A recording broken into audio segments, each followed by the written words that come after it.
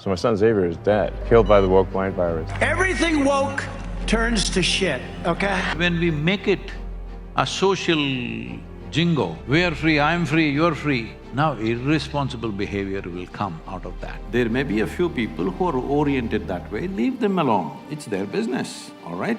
Even if you're a heterosexual, you don't go about talking it on the street. One of the biggest dangers for this society is, both in the normal society and in the medical fraternity, we are making illness normal.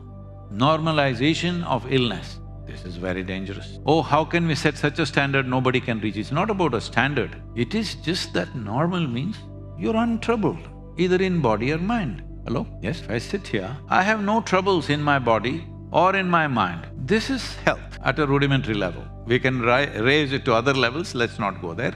Just a rudimentary level, you're sitting here, your body is comfortable, your mind is comfortable, we can say you're healthy. Now when we make it normal that you have this problem, it's okay because everybody has it. It's dangerous because once you set such a standard, they will push the boundary, they'll push the boundary, they'll push the boundary. Then that guy was completely stoned out and like this in a zombie in many of these cities sitting there, he thinks he's normal. He thinks there's something wrong with you, you're going to work like a slave every day. So, when we say sexuality, let's understand this. It is something nature has put in us because there is something called as perpetuation of the race or the species, otherwise it won't happen. Of course, we being human beings, having more brains than body, supposed to, because of that, we kind of eliminated the reproductive part and just using the pleasure part of it, all right? This is sexuality right now largely in the world. But essentially, this pleasure also is come into the sexuality process because otherwise, well, if there was no pleasure to it, maybe we wouldn't be born, you and me. Our parents would not have gone into it if there was no pleasure at all attached. Yes or no? So we are here because of that. So there is no denying it or putting it under the carpet, that's not the thing. But somebody has a certain kind of sexual preference which has got nothing to do with the reproductive process as such. It is their personal preference. Because every individual has the right to do whatever the hell they want to do with their body, because it's their body. But if it is something harmful, you're going to cut your nose off or you're going to cut something else off, then maybe we will try to prevent you. But you're not causing any harm to yourself in that way, then it's your business as long as you do something in your private.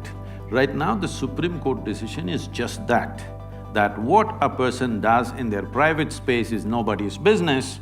Government need not enter people's bedrooms, that is the law, all right? And I think it's right. But at the same time, why so many of you are upset about it or for it or against it is simply because there has been a campaign around the world. I'm saying the campaign should stop.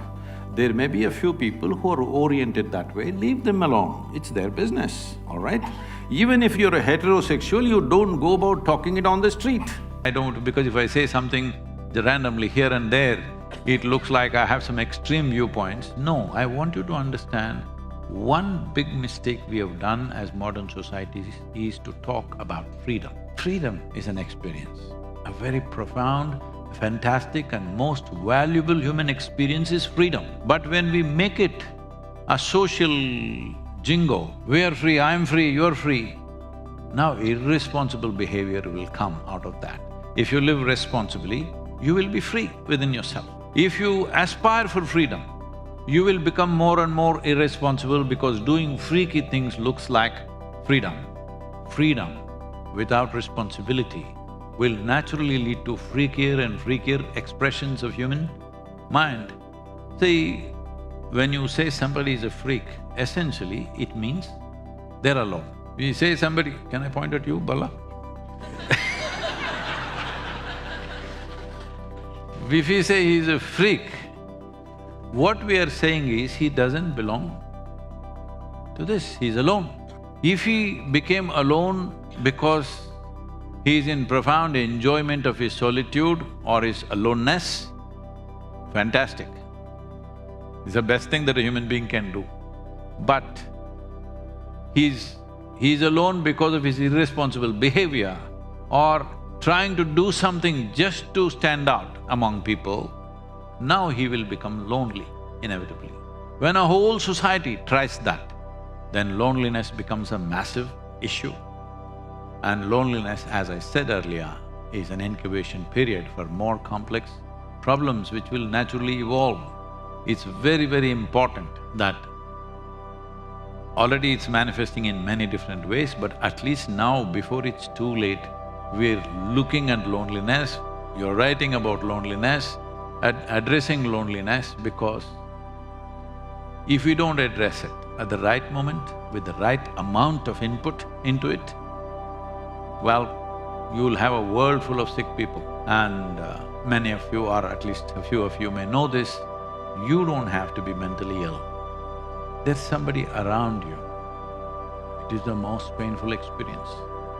If one person is mentally ill, at least 10 people will suffer immensely around that, because that's the nature. If one person is physically ill, he will suffer, but others can tend to it, and physical illness brings lot of love, compassion, connection, everything. Mental illness is not like that.